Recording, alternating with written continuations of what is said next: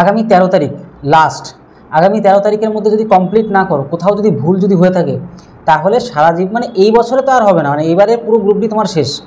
যদি কোথাও ভুল হয়ে থাকে, এখনও বাড়িতে যেটা ফর্ম ফিল আপ করে নিয়ে আসলে সেইটার যে জেরক্স কপিটা ভালো করে দেখো, খুঁটে খুঁটে দেখো কোথায় ভুল হয়েছে বা কোথায় ভুল হয়নি।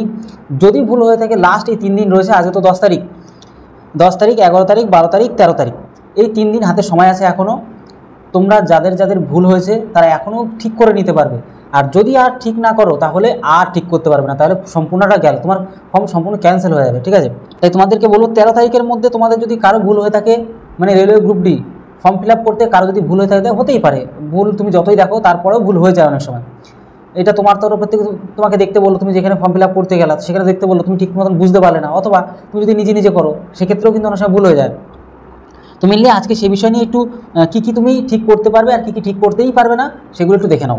দেখো আজকে 10 তারিখ, 13 তারিখের মধ্যে যা করার করে ফেলবে, এরপরে কিন্তু আর হবে না। 13 তারিখ রাত্রেবেলা 11:59 পর্যন্ত কিন্তু এইটা সম্পূর্ণ ওপেন থাকবে, তারপর বন্ধ হয়ে যাবে, তারপরে আর কিছু করা সম্ভব না। ঠিক আছে, তাহলে ভুল যদি করে থাকো তাহলে তাড়াতাড়ি করে ঠিক করে নাও, আর এরপর আর কিছু করা সম্ভব হবে না, যেটা তোমাদেরকে বললামই। এবার আমরা কি জানি, CBT 1 হবে, মানে কম্পিউটার বেসড এক্সাম হবে একদম প্রথমে, তারপরে PET মানে ফিজিক্যাল এফিসিয়েন্সি টেস্ট যেটা আমরা বলি, তারপরে মেডিকেল টেস্ট। এই 3টে প্রসেস হয়ে তোমার লাস্টে মেরিট লিস্টে নাম আসবে। এবার টোটাল যে ভ্যাকান্সিটা আমরা জানি 32,438 জন, পরে আর বাড়ানোর কথা ছিল, লাস্টে আর কিছু বাড়ায়নি, আমাদের কিছু করারও নেই সেখানে। এখনও সবাই মিলে অনেকেই আন্দোলন করছে এখানে বাড়ানোর জন্য, হয়তো ইন ফিউচার বাড়তে পারে, কেন টেকনিশিয়ানের ক্ষেত্রেও কিন্তু এমন ঘটনা ঘটেছে, পরে প্রায় 2-3 মাস পরে কিন্তু আবার ভ্যাকান্সি বাড়িয়ে দেওয়া হয়েছে। তারপর প্রত্যেকের এটাও অপশান দেওয়া হয়েছিল যে তোমরা যদি জোন চেঞ্জ করতে পারো, যদি জোন চেঞ্জ করার ইচ্ছে থাকে তাহলে সেটাও করতে পারো। ঠিক আছে, তো এটা গেল।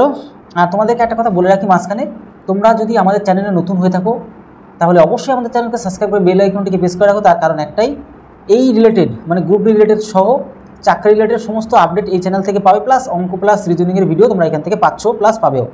এর পাশাপাশি তোমাদেরকে আরেকটা কথা বলবো যে তোমাদেরকে বলেই দিলাম যে 13 তারিখ পর্যন্ত কেসটা 11টা বেজে, রাত্রেবেলা 11:59 পর্যন্ত এটা খোলা থাকবে, তারপরে আর কিছু করার নেই। ঠিক আছে, এইবার তোমরা একটু দেখে নাও তোমরা কী কী ঠিক করতে পারবে আর কী কী ঠিক করতে পারবে না।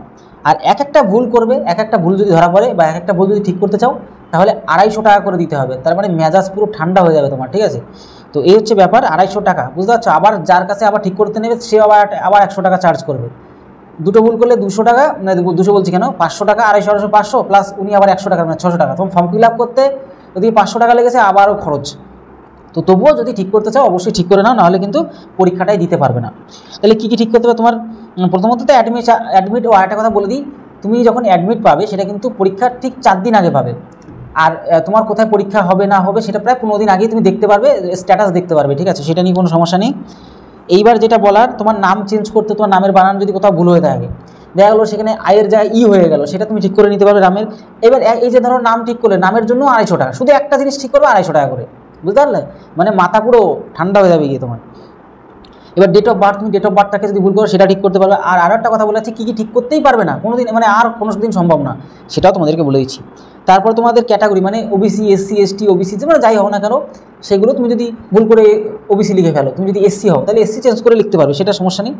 এবার তোমার ফটো যদি একদম বাজে দেওয়া থাকে তাহলে সেই ফটোটা তুমি চেঞ্জ করতে পারবে। সিগনেচারের একটা ব্যাপার থাকে, সিগনেচারটা তুমি চেঞ্জ করতে পারবে। তারপরে মোবাইল নাম্বারটা তুমি চেঞ্জ করতে পারবে। ইমেল আইডি যদি চেঞ্জ করতে চাও, ইমেল আইডি যদি কোথাও ভুল হয়ে থাকে বা পুরোনোটা যদি বাদ দিয়ে নতুন কোনো ইমেল আইডি দিতে চাও, সেক্ষেত্রেও তুমি দিতে পারবে। তবে একটা জিনিস, তোমার জোন, ধরো তুমি মুম্বাই জোনে অ্যাপ্লাই করেছো, তুমি জোন চেঞ্জ করতে পারবে না, সব কিছু চেঞ্জ করতে পারবে, কিন্তু জোন, যদি তুমি কলকাতা জোনে অ্যাপ্লাই করো তাহলে তুমি কলকাতাতেই থাকবে, এটা অপশান থাকবেই না। তুমি যদি আসামে দাও তাহলে আসামেই তোমার রেখে দেবে, তোমার আসাম চেঞ্জ করতে পারবে। তুমি চেন্নাই দাও, চেন্নাইতে তোমার থাকবে, জোন চেঞ্জ করতে পারবে না, আর ম্যাক্সিমাম সবই চেঞ্জ করে দিতে পারবে। তারপর তুমি ল্যাঙ্গুয়েজ, তুমি কোন ভাষায় এক্সাম দেবে সেটা একটা অপশান থাকে, সেক্ষেত্রে তুমি যদি বাংলা দিয়ে থাকো তাহলে বাংলাতে, তুমি যদি হিন্দি চেঞ্জ করতে চাও, আর ওইখানে তো অপশান এমনিতেই থাকে সব কটা আর কি, তবে যেটাতেই দাও না কেন সেটা চেঞ্জ করতে পারবে। ঠিক আছে, ভাষা চেঞ্জ করতে পারবে। আর তুমি যদি ITI সার্টিফিকেট থাকে, ঠিক আছে, সেখানে তুমি যদি অন্য কোনো সার্টিফিকেট চেঞ্জ করতে চাও সেটা চেঞ্জ করতে পারবে।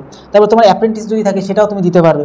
তারপর তোমার ফটো চেঞ্জ, বললাম আমি তোমাদের, ফটো চেঞ্জ করতে পারে, ফটোটা পিছনে ব্যাকগ্রাউন্ড সাদা হতে হবে। ঠিক আছে, বাদবাকি ওইখানে তোমার যখন যাবে সব বলাই থাকে, টোটাল বিষয়টা বলাই থাকে, কোনো সমস্যা নেই।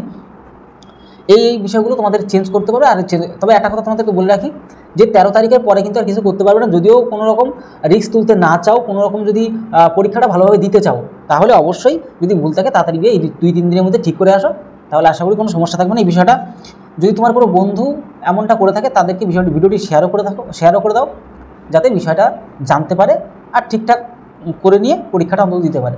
তাহলে আশা করি বুঝতে পারলে 13 তারিখ হচ্ছে লাস্ট ডেট, এই মাসে 13/3/2025। তাহলে ভিডিওটা আজকে এলো, তো সময় অবশ্যই প্রত্যেকে ভালো থেকো, সুস্থ থেকো। জয় হিন্দ, জয় ভারত।